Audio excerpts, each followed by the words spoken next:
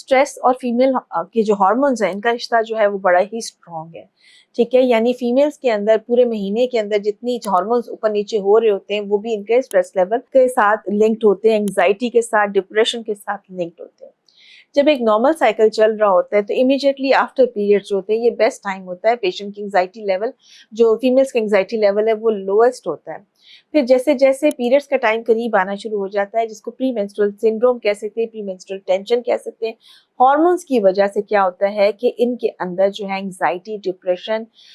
जो है वो चिड़चिड़ापन जो है वो ज्यादा आना शुरू हो जाता है। तो ये डेफिनेटली हार्मोन्स का ताल्लुक जो है वो फीमेल के मूड्स के साथ काफी ज्यादा होते हैं। जिन लोगों के पीरियड डिलेड होते हैं, जिनके पीरियड इरेगुलर होते हैं, इनमें चिड़चिड़ापन, गुस्से की अलामत ज्यादा पाई जाती है। सो हार्मोन्स का डेफिनेटली ताल्लुक जो है वो फीमेल के जो है वो मूड्स के साथ होता है।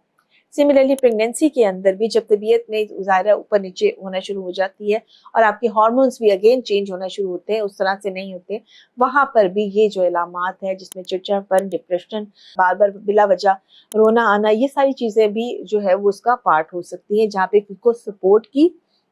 आपकी तवज्जो की बहुत ज़्यादा ज़रूरत होती है। अब ये सिर्फ मामला प्रेगनेंसी तक नहीं होता, यही हार्मोन जब विदड्रॉ होते हैं और परप्यूरियम या छिले का टाइम आता है, वो भी एक पीक टाइम होता है जिसमें हार्मोन्स का करके फीमेल के मूड्स जो हैं वो बहुत ज़्यादा डिस्टर्ब हो सकते हैं। ये वो टाइम होता है, अगर आप उनको सपोर्ट नहीं करते तो वो डिप्रेशन में जा सकती है, एंग्जाइटी का शिकार हो सकती हैं। तो यहाँ पर उनको हेल्प की भी अवेलेबल ज़रूरत होती है, आपकी इमोशनल सपोर्ट की भी ज़रूरत होती है। तो डेफिनेटली हार्मोन्स का ताल्लुक, चूंकि इतनी फ्लक्चुएशन होती है फीमेल की लाइफ में हार्मोन्स का करके, कि उसके मूड्स जो हैं वो इस पे बहुत ज़्यादा डिपेंडेंट होते हैं। फिर जब वो आती है मीनोपॉज फेज के अंदर, यानी कि कहीं भी जान नहीं छूट रही है, जब मीनोपॉज स्टार्ट होता है तो उस वक्त फिर अगेन जो ये मूड डिस्टर्बेंसेस हैं वो ज़्यादा आना शुरू होती हैं। तो थ्रू आउट द लाइफ कहीं ना कहीं उनके मूड्स जो हैं वो डिस्टर्ब रहते हैं, लेकिन अगर अक्लमंदी से उनको डील किया जाए, ये प्रॉब्लम्स को सुना जाए और उनको सपोर्ट किया जाए, तो काफ़ी हद तक जो है वो हम इसको सिर्फ सपोर्ट से ही ट्रीट कर सकते हैं। कुछ पेशेंट्स ऐसे होते हैं